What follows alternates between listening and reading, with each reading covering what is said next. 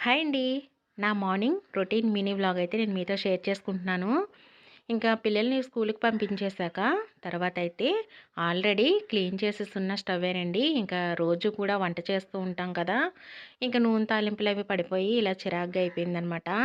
నిన్న శివరాత్రి రోజైతే పప్పు వండాను కదండీ! ఇంకా పప్పంతా కూడా తాలింపు పెట్టేటప్పుడు అవంతా పడిపోయిందనమాట ఇదంతాను.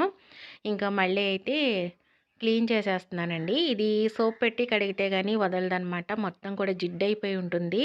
అందుకని మొత్తం అంతా కూడాను సోప్ తోటి తోమేస్తానండి. తోమేసేసి కడిగితే నీట్‌గా ఉంటుందనమాట.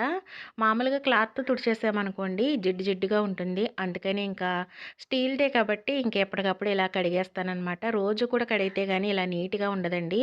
చూడండి అసలు ఎంత నీట్‌గా ఉందో. ఇలా ఉంటేనే కానీ నాకు ఏ పనైనా చేసుకోబుద్దవ్వదనమాట. ఇంకా స్టవ్వు చికాకుగా ఉందంటే ఈ వంటింట్లోకి రాలేమండి. ఇదంతా కూడా మొత్తం సోప్ తోటి కడిగేసేసాననమాట. ఈ స్టవ్ కడగడానికి, ఈ షింక్‌లో ఉన్న అంట్లు కడగడానికైతే నాకు ఒక హాఫ్ అన్ అవర్ అయితే పట్టేసేసిందండి. చాలా అంట్లయితే ఉన్నాయన్నమాట. ఇంకా అవన్నీ కూడా కడిగేసేసాను. వాటితో పాటే స్టవ్‌వి స్టాండ్‌లు కూడా కడిగేసాను. ఇంకా అవైతే పెట్టేస్తున్నాను. ఇంకా స్టవ్‌కున్న పువ్వులైతే తీసేసి పక్కన పెట్టాను కదా! ఇంకా అవి కూడా పెట్టేసేసానండి. ఈ స్టవ్‌వి కూడా పెట్టేస్తే మనకి ఇక్కడికి పనయిపోతుందనమాట. ఇంకా నేనైతే మాప్ పెట్టుకురావాలి.